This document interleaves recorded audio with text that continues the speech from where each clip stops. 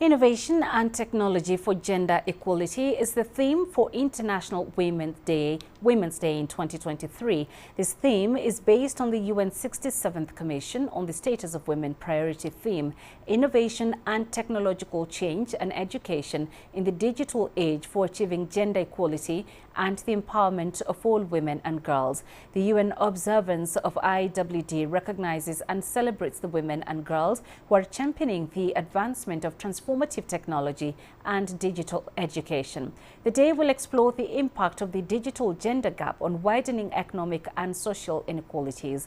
The event will also spotlight the importance of protecting the rights of women and girls in digital spaces and addressing online and ICT-facilitated gender-based violence.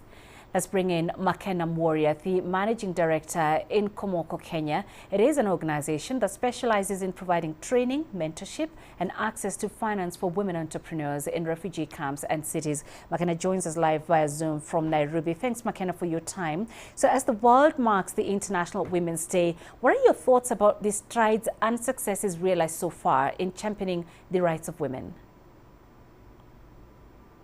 No, thank you for having me. I think they have great strides and successes that we need to acknowledge in Kenya. Firstly, through social gains and rights with our progressive constitution of 2010. Although they still work around the implementation of some of the aspects of that, I think that framework really gives us a lot of ways as women to move forward. I think in terms of also economic and financial inclusion, there's been more access by women to financial service providers, including ourselves.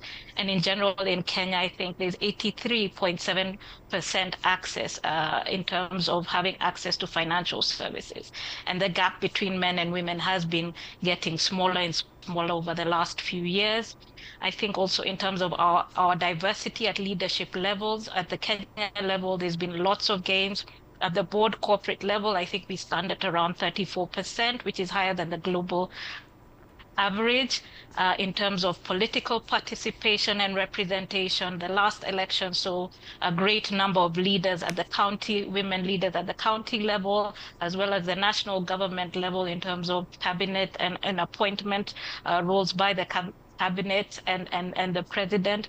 And lastly, around digital inclusion.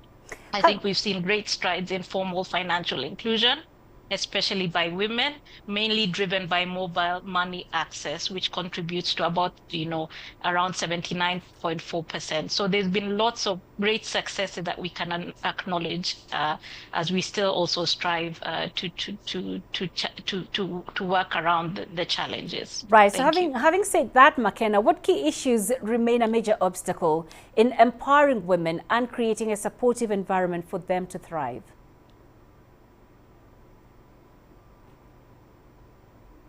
Yeah, I think there are a few key ones we can talk about. I think one is access to information and resources. It's quite key in terms of having women. Those are key barriers. Access to credit and financial support is one. Access to markets and also networks is a big barrier. I think now with climate change, there's an issue around food security and water. Those are really basic needs that women need to cater for, even so that they have, decent livelihoods and thriving economies. Access to healthcare and education, consistent access to healthcare and education, as well as access to just capacity building and education so that women can empower themselves, whether it's through their work at home, whether it's through businesses, whether it's through formal work and informal work. So I think those are some of the areas that really barriers that still are a challenge for women. Kenya. So this year's theme for celebrating Women's Day calls for using innovation and technology to enhance gender equality. How can this be realized in a sustainable manner?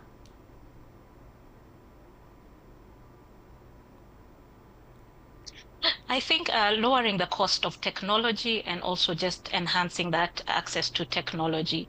I think innovation and technology opens up definitely new opportunities, new avenues for women to provide, to have or get access to better education, better employment opportunities, financial freedom through mobile money, and also entrepreneurship. So technology can really help and also innovation around that to break those gender stereotypes or those biases that are there. I think innovation and technology plays a key role. And in terms of sustainability, we need actors in the public, private, and development sector to really walk along and ensure that we are able to ensure that everyone has access and control of these resources in terms of technology. And finally, Makena, what kind of assistance should be extended to women in disadvantaged communities, especially those dealing with conflict or drought in Africa? Thank you for that. At Inkomoko, we've had over 10 years experience working with over 50,000 entrepreneurs, mostly women. Over 56% are women, and over 62% are refugees. So we do understand in terms of supporting marginalized, displaced communities and refugees. And what do they need? They need business development support. They need help with their documentation to ensure that they're able to register their businesses well.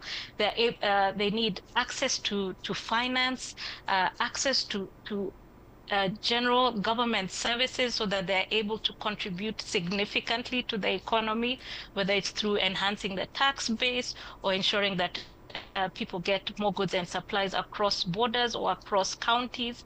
So I think it's really giving them an enabling environment, first of all, working with government on that and humanitarian agencies, but also from the private sector to see that this is a great opportunity to work with people who are hardworking, who want to thrive, who want to build thriving communities through either entrepreneurship and other avenues. So I think as Inkomoko, we have been proving that, building that case and sharing those learnings and impact stories that we hope other people will walk the journey with us. Thank you very much. Thank you, Makena, for your insights. Makena Mworia joining us live from Nairobi.